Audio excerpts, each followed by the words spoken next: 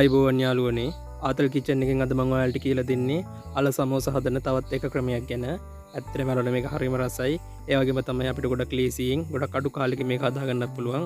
අපි එන බලමු ගොඩක් රසට නිවැරදිව මේ අල සමෝසා එක හදාගන්නේ කොහොමද කියලා. මුලින්ම මම පාන් පිටි මේ විදිහට ලෑස්ති කරගන්නවා. අවශ්‍ය ද්‍රව්‍ය සහ ප්‍රමාණයන් වීඩියෝ පල්ලෙන් දාලා තියෙනවා. එතනින් අරගන්න. ඊට පස්සේ තඹගත් අල ටිකක් මේ විදිහට ලෑස්ති කරගන්නවා. ඒ වගේම ලොකු ලුණු, ඉඟුරු සුදු ලුණු, කපාගත්ත කරපිංචා, ඒ වගේම මම මිරිස් අරගන්නවා. ඊට පස්සේ කෑලි මිරිස් ටිකක්, ඒ වගේම ගම් මිරිස් කුඩු 3-5, කහ කුඩු සහ ලුණු කුඩු ලෑස්ති කරගන්නවා. ඊට පස්සේ මම මේ විදිහට අපේ පාන් පිටියකට ගම් මිරිස් කුඩු ටිකක්, ඒ වගේම ලුණු කුඩු, කෑලි මිරිස්, පොල් තෙල් මේ විදිහට එකතු කරගන්නවා. ඔයාලට කැමති නම් බටර් උනත් එකතු කරගන්න පුළුවන්. ඊට පස්සේ වතුර නොදා අපි මේ ටික පොඩ්ඩක් හොඳින් කලවම් කරගන්න ඕන. හොඳට කලවම් වුණාන් පස්සේ අපි මේකට වතුර එකතු කරලා අතේ ඇලෙන්නේ නැති ගානට මේක හොඳින් අනා ගන්න ඕන. සමෝසා 6කට තමයි යාළුවනේ මම රෙසිපි එක දාලා තින්නේ. ඔයාලට අවශ්‍ය ප්‍රමාණයට අවශ්‍ය දේවල් අඩු වැඩි කරගන්න පුළුවන්.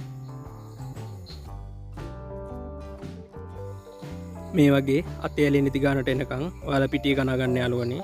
අනාගෙන ඔයාලට අවශ්‍ය ප්‍රමාණයට ගුලි කඩා ගන්න. මම පිටි ග්‍රෑම් 250කින් ගුලි 6ක් කඩා ගත්තා. ඊට පස්සේ අපි මේ ටික විනාඩි 15ක විතර පැත්තකින් අරන් තියලා අපේ අල මිශ්‍රණය හදාගන්න පටන් ගමු. මම මේ විදිහට තෙල් ටික රත් කරලා ඒකට අපි කපාගත් ඉඟුරු සුදු ලුණු ටික මේ විදිහට එකතු කරගන්නවා. හොඳ සුවඳක් එනකම් මේ ටික හොඳින් රත් කරගන්න යාළුවනේ. ඉඟුරු සුදු ලුණු ටික හොඳින් රත් වුණාන් පස්සේ අපි ඒකට අපි කපාගත්ත ලොකු ලුණු, අමු මිරිස්, කරපිංචා ටික එකතු කරගන්නවා. එකතු කරගෙන ඒ ටිකත් විනාඩියක් විතර හොඳින් රත් කරගන්න. මේ අල මිශ්‍රණයත් යාළුවනේ අපි කලින් හදපු අල පරාටකේ අල මිශ්‍රණයම තමයි. ඒ විදිහටම තමයි මේකත් හදන්නේ. මේ ටිකත් හොඳින් රත් වුණාන් පස්සේ අපි ඒකට කෑලි මිරිස් එකතු කරගන්නවා. ඊට අමතරව ගම් මිරිස් කුඩු ටික, කහ කුඩු, 3-5 කුඩු, ඒ වගේම ලුණු එකතු කරගෙන මේක හොඳින් ආයෙ කලවම් කරගන්නවා. ඔයාලගේ සාර අනුව ගම් මිරිස් කුඩු, කෑලි මිරිස් අඩු වැඩි කරගන්න පුළුවන්. මේ ටික මේ විදිහට රත් වෙද්දී හොඳ සුවඳක් එනවා යාළුවනේ. ඒ හින්දා සාමාන්‍ය ගින්දරේ ටික වෙලාවක් මේක හොඳින් රත් කරගන්න. ඊට පස්සේ අපි මේකට තම්බගත් අල ටික එකතු කරගන්නවා. ඔයාලා කැමති නම් පොඩි කරගෙන මේක එකතු කරගන්න පුළුවන්. එහෙම නැත්නම් එකතු කරලා මේ විදිහට පොඩි කරගන්න. දැන් ඔයාලට පේනවා අල එක ක්‍රීම් එකක් වගේ වෙනකන් හොඳට පොඩි වෙලා තියෙනවා. එහෙම කරගත්තාන් පස්සේ අපිට මේක බෝල හදාගන්න ලීසි. ඒ නිසා ඔයාලා අල එක මේ වගේ පොඩි කරගන්න. අල ටික හොඳට පොඩි කරගත්තාන් පස්සේ ඒක පැත්තකින් තියලා මම අපේ පිටි බෝල මේ විදිහට තුනී කරගන්න යාළුවනේ. ඔයාලත් මේක හොඳට තුනී කරගන්න යාළුවනේ. ඝනකම වැඩි වුණොත් මැදමු වෙනවා. එතකොට කන්න අමාරුයි. ඒ හින්දා හොඳට පපඩම වගේ වෙනකම් මේක හොඳට තුනී කරගන්න. ගල්වන් ගෙඩිය, මෝල් ගහ වගේ වනෝගෙන රෝලි පින් එකක් හරි විදුරු බෝතලයක් හරි ගත්තා නම් ඔයාලට ගොඩක් ලේසියෙන් මේක තුනී කරගන්න පුළුවන් යාළුවනේ. ඔයාලට මතක ඇති මම මීට කලිනුත් මේ වගේම අවන් එකක් නැතුව සොසේජස් පේස්ට්‍රි හැදුවා. ඒ වීඩියෝ එක බැලුවේ නැත්නම් උඩ වැටෙන ලින්ක් එකකින් ඒකත් බලන්න පුළුවන්. ඒකත් ඇත්තට බලන්න හරිම ලේසි කෑමක්. ඔයාලට ගොඩක් ඉක්මනට ඒකත් හදාගන්න පුළුවන්.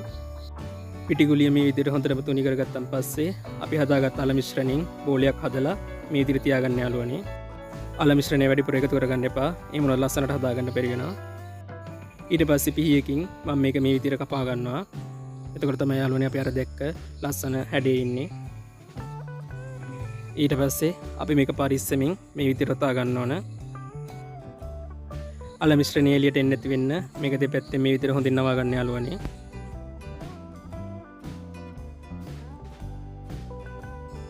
දෙපැත්තම මේ විදිහට හොඳින් නවා ගත්තන් පස්සේ ඉස්සරහට පරිස්සමින් ඔතා ගන්න. ඇත්තටම යාළුවනේ මහ ලොකු වැඩක් නෑ මේක කරන්න. කෑම එකත් ගොඩක් රසයි. ඒ වගේම ලස්සනයි. හරිම ලේසියි හදාගන්න. ඔතාගෙන ඉවරුණාන් පස්සේ පොඩ්ඩක් මේ විදිහට මේක ලස්සන කරගන්න. අල මිශ්‍රණය නම් වැඩිපුර එකතු කරගන්න එපා යාළුවනේ. එහෙම වුණොත් ගොඳුරු ගිලපු පිඹුර වගේ තමයි මේක හැදින්නේ. ඒ හින්දා ලස්සනට මේක හදාගන්න. ඊටු ටිකත් මේ විදිහටම හදාගෙන ඊට පස්සේ අපි මේ ටික බෙදගමු. ඔයාලා මේ වෙලාවේදී යාළුවනේ අනිවාර්යයෙන්ම ලිපේ ගින්දර සාමාන්‍ය ප්‍රමාණයෙන් තියාගන්න. තෙල් ගොඩක් රත් කරගන්නත් එපා, අඩුයි රත් කරගන්නත් එපා. සාමාන්‍ය ප්‍රමාණයකට ටික වෙලාවක් මේක හොඳින් බෙද ගන්න. තෙල් එක වැඩිපුර රත් වෙලා තිබුණොත් මේක ඉක්මනට කර වෙලා මැදමු වෙන්න බලනවා යාළුවනේ. මම මේ හැම එකක් ගැනම කියන්නේ අපේ කොල්ලොත් දැන් කැම හදන වැඩේට බැහැලා ඉන්න හින්දා යාළුවට දැනගන්න. එක පැත්තක් විනාඩියක් විතර හොඳින් බෙදුනන් පස්සේ මේ විදිහට අනිත් පැත්ත හරව ගන්න යාළුවනේ. ඒ වගේම තමයි ආතල් කිචන් channel එකේ තවත් ගොඩක් රසවත් රෙසිපි තියෙනවා යාළුවනේ. ඔයාලට ඒවත් channel එක ඇතුළට ගිහලා බලන්න පුළුවන්. ඒ වගේම තමයි මේ වීඩියෝ එක හොඳ නම් අනිවාර්යෙන් පල්ලෙහා තියෙන subscribe button එක බලන්න. එහා පැත්තේ තියෙන bell එකට මෝල් ගහින් හරි ගහගෙන යන්න. ඒ වගේම තමයි අනිවාර්යෙන් comment එකක් දාන්න, වීඩියෝ එක like කරන්න, අනිත් යාළුවන්ටත් බලන්න share කරලා දෙන්න. විනාඩි 3ක් විතර මේක හොඳින් බැදගත්තන් පස්සේ මම මේක ලිපින් අයින් කරගන්නවා. වැඩි වෙලා බැදගන්න එපා යාළුවනේ, මොන ලස්සන පාට නැති වෙලා යනවා. මේ තියෙන යාළුවනේ අපි ගොඩක් රසට ලේසියෙන්ම වෙනස්ම විදිහකට හදාගත්ත අපේ යාළුවා සමෝස එක. අනිවාර්යෙන් යාළුවනේ ඔයාලත් හදලා බලන්න. එහෙනම් යාළුවනේ ගොඩක් ස්තුතියි මගේ වීඩියෝ එක බලුවට. තවත් ගොඩක් රසවත් වීඩියෝ එකක් අරගෙන මම ඉක්මනටම එන්නම්. හැමෝටම බුදු සරණයි දීපීටයි මං ගියා.